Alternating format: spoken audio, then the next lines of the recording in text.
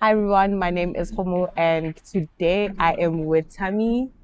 How are you feeling? I'm good. First time for everything, right? Yes, definitely. You know, they say you have to step out of your comfort zone to. I know, and it's funny because I used to say I would never do these things, but because you asked, I'm like, okay, it's my girl, I'm gonna do it. Yeah. And welcome to Behind the Line. So obviously we've met way Yeah, back. We come way back. it's funny because we're from this, actually, because I'm way older. Oh. She practically went same primary school, same Yep, high school, same culinary school, yep, and today somehow we met at the airport. yeah. Same, That's crazy. Like in it the United is States, in it's the so States. crazy. It's crazy. Yeah, It's a small world. it is. Yeah. But with all of that, I feel like, especially when it comes to traveling, it just kind of makes you a little bit, it gives you like some sense of security where you're like, oh, okay, I have somebody that comes from the same background, same everything. So, you're like, I'm not alone. You're not alone on time. She knows where I live. Should anything happen, she's the first person to know. Yeah, okay. So before we get like too deep or like straight Yeah. into things, how would like somebody that knows Thami describe Thami? Well, Tammy is a people's person, man. I think Mm-hmm. a lot of people can testify to me being a outgoing person. So I'm very social, Mm. and as the boys will refer to me as the rich auntie, Hey. broke rich auntie to say, Oh my but God. I'm a person who just loves people. Like Yeah. I love anything that's got to do with fun. Mm-hmm. And I don't know how I balance work and fun at the same time. But anyone who knows Tammy, I've got a good heart, I would like to think. Mm-hmm. But yeah, what you see is what you get with me, Yeah. basically. Like the energy you bring, I bring the same energy. But Yeah. Tammy as a whole is, So you just mentioned that you do fun stuff on the side, yeah, you know? So I want us to get a little bit on that before we move into the culinary journey and yeah. all that. Like, how did you become, how did you just be like, okay, you know what, for my entertainment, for my relax mode, outside the kitchen, sometimes you have that space. You're like, let me get into entertainment. How did that come about? Entertainment has, okay, let's start from I'm a person who likes to organize things and Mm-hmm. see everything come into light. Like I thrive off seeing people come together and Mm-hmm. having fun and everything, and I'll be like, and cook up a storm if I have to. But in terms of entertainment, I never really got into it until I met my friends and they were doing it. Mm. So for me, it came in as like I just help out in terms of PR and marketing, like posting and stuff like that, Mm. which is something I'm also like passionate about, but I never really explored like the marketing and PR stuff like that. So that's how I got into it, but I'm not into it in terms of organizing. It's just that I know the people that organize these events and stuff like that. So Yeah. it's just like helping friends out, with the Mm-hmm. little that you can do. And also it's fun. It's Yeah, really yeah. fun. I feel like it's just a nice way to relax from. I mean, I don't want to say relax, but in the kitchen, it's just so stressful, Yeah, and entertainment's a complete industry by itself. it So it's like a is. nice way to just take off your chef jacket and it's like jumping Yeah. into the pool. It is because Yeah. it also teaches you the amount of stress that goes into these things. Mm-hmm. Because trust me, God bless all the people that organize these parties. It's very stressful. Mm. It's not an easy thing. And also pleasing people has never been easy. Yeah. There are challenges, and but also just seeing everyone come together and embracing our culture, it's very, very Yeah. beautiful to see. And you also get to see people you haven't seen in a long time. So Mm. it brings people together. Mm-hmm. So yeah, for me, it's like I really got into it just helping friends, and I don't dwell much on it. Mm-hmm. So it's just like helping friends out because I like being out. Yeah. So for Okay. me, it's just like The more Why people I not? get to see, why not, you know? Yeah. So you're a chef, obviously, right? And Yeah. why didn't you make like culinary events instead? You know, why, things like that. Well, because culinary events, that's a tricky one because we hardly have time because we always at work. Mm-hmm. And we have spoken about it like we should do something, you know, but obviously considering the time that we have on our hands, it requires a lot of planning, a lot of time. So hopefully in the future we'll probably do a cookout or something like I was telling someone the other day, I'm like, we should actually do like a what do you call it, 4 ways farmers market. Oh yeah, like That will be yeah, actually nice to do like once in a while, you know, yeah. but obviously considering our time and off days and all of that, it's kind of difficult to actually pull it off. But hopefully somebody out there, the chefs, Who you knows? know, Maybe somebody has the same idea, and they're like yeah, working that'll be on it. actually nice and showcase like our traditional stuff. And Yeah. I know we've got a lot of gifted people that can do different things. Mhm. So it'll be nice to actually have something like that once in a while. So, do you think food and music kind of like just brings people together? It does, definitely. Mm-hmm. Because you cannot have music without food. You cannot, because if you look at it from back home, that's how most of our grooving spots are Yeah. situated. It's like Yeah. food and music. Yeah. So I think they do go hand in hand. Because you have most of our DJs are chefs here True. and everything. True. So That's crazy. Actually, when I think about it, I'm like, wait, I love the DJs we have here that are like South Africans. They're yeah, actually chefs. I didn't think of it that way. I was like, wow, it is. it's crazy. It's crazy. It's very crazy. So, obviously, having to travel and leave your family, come to the US. When was the first time you came to the United States? The first time coming to the United States was 2017 when I did my first J1 with the Ritz-Carlton and Chatham Bars Inn, and then the second one was with you. That's where I met you at the Broadmoor, yeah. And then years later, I joined the H2B. So it's been, oh my God, it's almost 10 years coming back and forth. Do you see yourself going back to South Africa? Yes, Yeah. definitely. There's no place like home. That's true. Despite everything, there's no place like home. Like at some point. At some point, you know. At some point, you gotta go back. And then now, like, obviously, you've been here for so long. Do you think it's gonna be like hard for you to just go back home and like start everything there and be like, you know what, now I'm done coming to the US. I'm just gonna settle at home, Yeah, eventually it's something that you do think about, especially when you cross the calendar to the other side. You start thinking about life beyond the program, you know. You as a woman, I wanna like settle down, I wanna have kids and all of that. And you just need to have a timeline of what you wanna do when you wanna do it. But I would say for me, I don't see myself doing this much longer. But things do come to an end at some point. It doesn't come to an end. I just think when that new chapter comes, you need to embrace it. And everything. Like you went to high school, you left high school and you started something. So if the chapter comes and it's time to move on to other things, I think you need to allow yourself to do that. That's nice. That's really, really nice. I think also it's like showing anybody that wants to come here that like just because you come and then spend all the years, it doesn't mean that you can't go home and start at home as well, you know. You can. The transition it's not going to be easy. Yeah, and I think everyone has their own plan. Yeah. Everyone is here for different reasons. I always tell people, some people are not here for the money. They're here for experience. Some people are here for money. Some people, like everyone is here for their own different reasons. So once your purpose has been fulfilled and it's time for your journey to begin elsewhere, you must go. Yes. I like that. I like that a lot.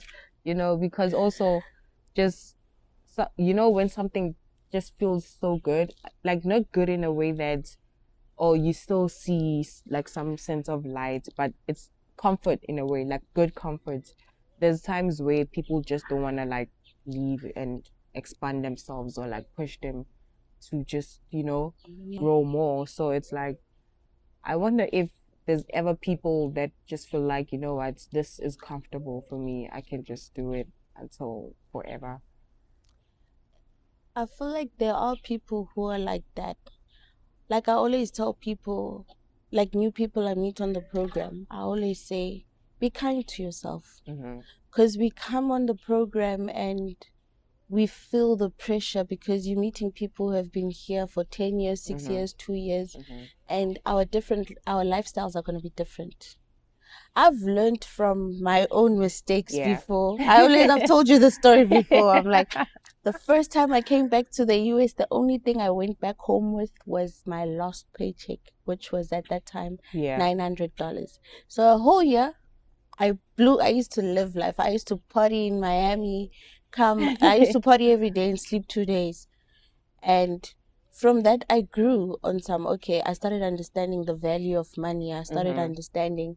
So you grow in terms of what you want and everything. I always say people, the first year, blow your money, go places. And then your second time, that's where you start getting your heart. Just give your heart what it wants. And be kind to yourself, because there are people who are working very hard to sustain their families back home, and some are just like, So I always tell people, be kind to yourself. We work hard. I mean, we work hard. And you working hard, you also deserve to thank yourself for your hard work. Yeah. So that's why I'm saying, being comfortable, you can be comfortable, but also there's a limit to comfortability. You need to move. You need to grow as a person, And you need to surround yourself with people who think like you. Yeah, that's true. And you need to have someone that you look up to and be like, you know what? I don't want to be a CDP. In the next 3 years, I want to work my way up, It mustn't be like, oh, I'm stuck being a cook or whatever. You must go beyond, find something that makes you happy, Yeah, that's true. That's very nice. Okay, so now we're gonna dive a little bit into food.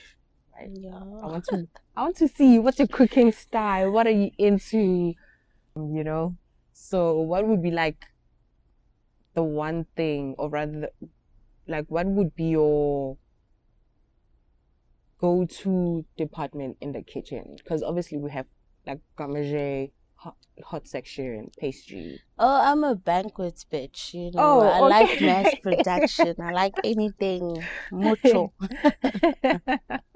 I hate the line. Isn't that hectic though? I feel like banquets for me is just like, I think for me, because my journey started off in like banquets. So experience it's with experience that I've done mass production and everything. So for me, banquets is like a walk in the park, like I've done it all: breakfast, garmager, hot, cold, name it. I've done it all. So for me, it's like banquets it's easy peasy for me.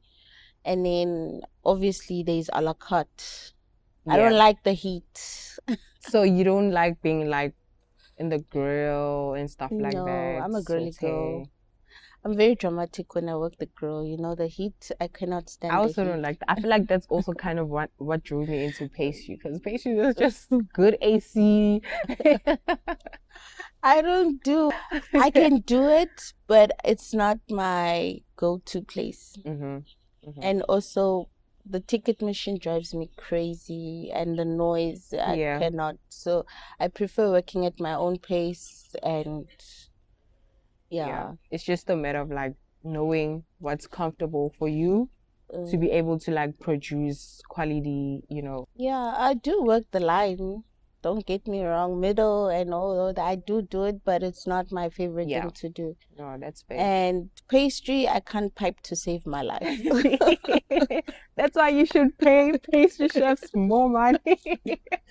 Sorry, God bless pastry chefs. If you want me to taste anything, I'll come. But you'll do it for free. I'll do it for free, but don't ask me to pipe. No, it's okay. We understand. It's not for everybody. There's also some things we can't do. I can't do this thing, like where you on a pan and it go like with the onions. I don't kid you know. not, my chef used to be like, there you go with your tongs, because instead of flipping the pan, I'll be stirring with my tongs during service. And you'll be like, Yeah, no, I also can't do that. I "No, feel like if I okay." do that, everything is just gonna come to my face.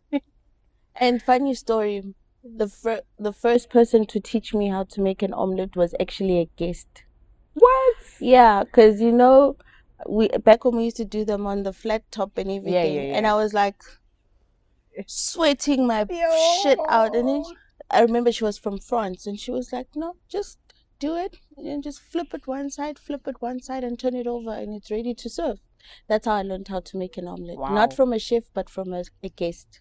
Wow. So you learn from anybody. Anybody you come across And I can think teach you something. It just goes on to, you know how some people, when we are cooking in the kitchen, they be like, they don't know. It's fine. They wouldn't know. And, you know, it's like, no, you don't know. Some people, you could be making food for a chef as we speak, you know, because we also go out as chefs. And when we go out to restaurants, those people don't know we are chefs, you know. So it's crazy and it's amazing though at the same time. And also coming to that, not all chefs can cook. Yeah.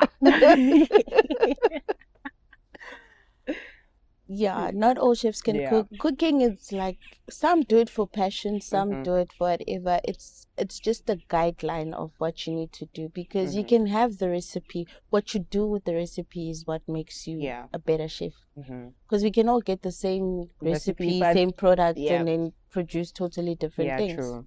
True. So it's just a matter of like how hard you want it, and how much you want it, and how much you love it. Yeah. And, you know.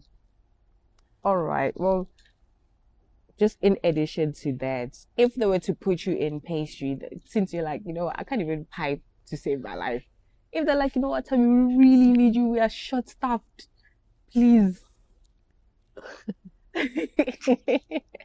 Please. What are you gonna do? The best I can do, I think, my club last season up north actually pushed me to unleash my potential, because I was comfortable with whatever I'm doing, hotline, cold line, until we had no pastry chef. And my chef was like, I need a dessert table. Kid you not, I called all the pastry chefs I know and asked, how do you make milk tart? I was taught how to make milk tart through WhatsApp. How to make, what is this? My first panna cotta didn't set.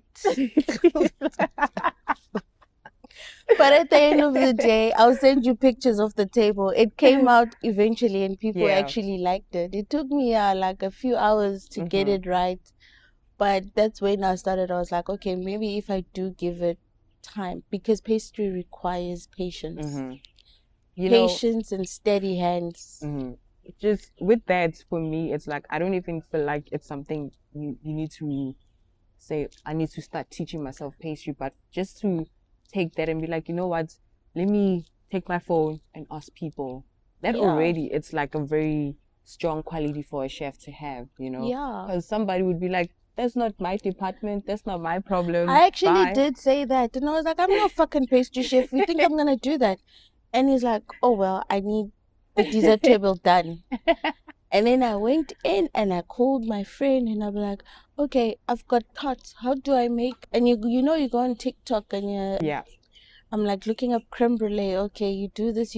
Obviously, you're gonna fuck it up the first time, but then when you do it again, it's like, okay, now it's easy. Wow, man. And then I started going, and then eventually he was like, I don't need a pastry chef. I have you guys to do it. And then he started checking who can do it, and then you ask one guy, can you make me focaccia? And then he's like, oh sure, I can do it, because he liked making breads. So it doesn't mean that you're stationed somewhere. That's what you are only limited to. Because some of us I haven't opened I don't remember what I was taught at school half of the time. And it's just like you learn as you go. Everywhere you go, you learn something new. Because a similar thing happened to me up north as well. Obviously, I was going there as a pastry chef, or rather like a pastry team or whatever. And then they're like, so we just lost our pizza chef and we're gonna need you to just please assist. It's gonna be very temporary. Yeah. And then I'm like, okay, you know, it's a nice skill to have. I don't know how to make pizza. Anyways, I've never done pizza. It went from temporary to actually, you know what?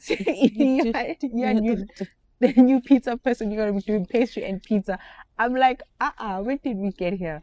But today I can now roll the dough. I can now, you know, like flip the thing in the fire now. And it's always, when you look at somebody else do it, you always say, oh, this is easy, I can do it too. Yeah. Until you have to Until do you it. have to do it. And I get frustrated when I'm doing something for the first time because I'm like, what if it doesn't come out how it... And also, we work in clubs where we have high-end clients. Yeah. And it's also like frustrating because you're learning something while you have to produce and you have to do it in mass. And it's just like so frustrating. But after you get it, I think you just flow, man. It just goes. Yeah. It comes easy as well. It comes so... And then you're like, man, I was overthinking this for nothing. It does. I actually don't sleep. If I have to do something new, I can't even sleep. I'll be the first one at work and like trying to get everything, and I'm like, I just stay on TikTok and find as many videos and many different ways on how to do it, because because somebody who actually asked me, is like, are you still a chef? And I'm like, yeah, I am a chef. And he's like, when I look at your socials, it doesn't look like it. Because I'm like, honestly, I would love to sit with my phone and do content and everything. But because I'm like, it's too frustrating for me to do. And I just be like, hey, sorry, nah. not now. I'm busy organizing, you know. And I was looking at when you went home and you were like going back to school and doing all of those things, and I was like really inspired. I'm like, maybe it's time I also retouch, because I graduated like 6-7 years ago, and I'm like, you can only remember as much as a person, so it's good to like go back, touch base, and because you even like learn something new, you know, like even if you don't do exactly what you did, and just like go shift a little bit, even though it's still in the same niche, but like just you shift a little bit, and then you take what you already know and the new skill, and then you just put it together, and then you become the advanced, you know. Okay, so I think we're gonna just go to our final question, which is don't worry, it's a very simple one. Okay, so what advice would you give a young South African that's moving abroad, that's trying to find community and purpose here in the US? Or like actually anywhere? Anyway. Yeah. Like I said before, the first thing is be open-minded and just know what you want and have an end goal.